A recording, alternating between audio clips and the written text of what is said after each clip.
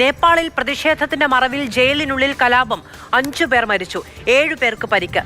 ബാങ്കയിലുള്ള ജയിലിലും juvenile ഹോമിലുമാണ് ഏറ്റുമുട്ടലുണ്ടായത്. ജയിലിൽ നിന്ന് 149 തടവുകാരും ജുവനൈൽ ഹോമിൽ നിന്ന് 76 കുട്ടികളും പുറത്തു ചാടി. സൈന്യം നിയന്ത്രണം ഏറ്റെടുത്തു. അനൂപ് ദാസ് വിവരങ്ങളുമായി ചേരുകയാണ്. അനൂപ്, ഒരു കലാപഭൂമിയിൽ എന്തൊക്കെ സംഭവിക്കാമോ അതെല്ലാം നേപ്പാളിൽ സംഭവിക്കുകയാണ് എന്നുള്ളതാണ് ദാരുണമായ സംഭവം. ഈ കുഞ്ഞുങ്ങളൊക്കെ ഈ കലാപഭൂമിയിലേക്ക് പുറത്തേക്ക് ഇറങ്ങിയിട്ടുണ്ട് എങ്കിൽ സംഭവിക്കാൻ കഴിയുന്ന ദുരന്തം എന്താണ് എന്നുള്ളത് നമുക്ക് മനസ്സിലാകുകയും ചെയ്യും. സൈന്യത്തിന് നിയന്ത്രണം ഏറ്റെടുക്കാൻ സാധിക്കുന്നുണ്ടോ?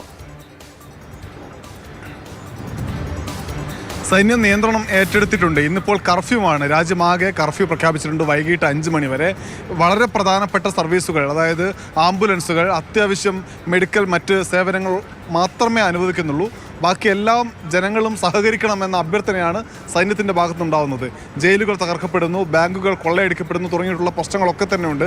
നമ്മൾ മുൻപ് നടന്ന പലയിടങ്ങളിൽ നടന്ന വിപ്ലവങ്ങളോ കലാപങ്ങളോ ഒക്കെ എടുത്ത് പരിശോധിക്കുമ്പോൾ അപ്പോഴൊക്കെ നടന്ന സംഭവങ്ങൾ തന്നെയാണ്. എന്തായാലും ഇവിടെ ഇപ്പോൾ കർഫ്യൂ പ്രഖ്യാപിച്ചിട്ടുണ്ട്. ഇന്ന് വലിയ തോതിലുള്ള അക്രമ സംഭവങ്ങൾ കാഠ്മണ്ഡുവിൽ റിപ്പോർട്ട് ചെയ്തിട്ടില്ല. മാത്രമല്ല മറ്റ് ഗ്രാമങ്ങളിലേക്കൊക്കെ സൈന്യത്തിൻ്റെ ഇടപെടൽ വരുന്നു. സൈന്യം പറയുന്ന കാര്യം, ഈ പ്രക്ഷോഭകർ ചർച്ചയ്ക്ക് തയ്യാറാവണം, ചർച്ചയിലൂടെ പ്രശ്നം പരിഹരിക്കണം, ഒരു ഇടക്കാല സർക്കാർ രൂപീകരിച്ച് താൽക്കാലിക പരിഹാരത്തിനുള്ള ശ്രമമാണ് നടന്നുകൊണ്ടിരിക്കുന്നത്. പ്രക്ഷോഭകരിലെ ചിലരെ സർക്കാരിൽ ഉൾപ്പെടുത്തിയാവും ഒരു പുതിയ നിലപാടുമായി അല്ലെങ്കിൽ ഒരു പുതിയ തീരുമാനവുമായി മുന്നോട്ട് പോവുക.